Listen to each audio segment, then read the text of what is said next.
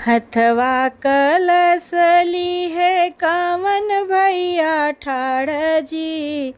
हथवा पसार जी जाले ऊ ठंडा पानी जी।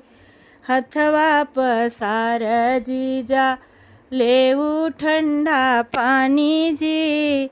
हथवा कलसली है कवन भैया ठाड़ जी।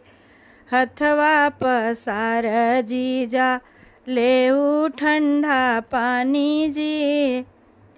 हम तो पसारे उसाले तो हर दीदी ना पसारे जी।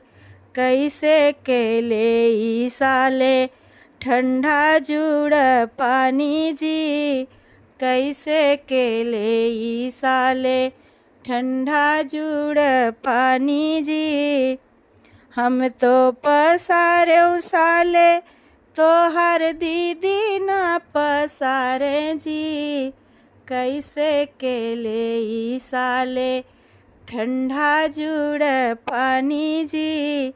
कैसे केले ई साले ठंडा जुड़ पानी जी। तोड़ी दे बैयाड़ो माड़ो फोड़ी दे बई कलसा जी। खींच ले बैयापन दीदी जाबरी सियाई जी।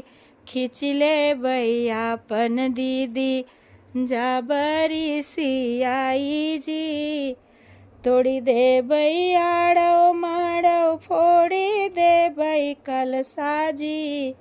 खींच ले बैयापन बहिनी जाबरी सियाई जी। खींच ले बैयापन बहिनी जाबरी सियाई जी। हथवा कलसली है कवन भैया ठाड़ जी।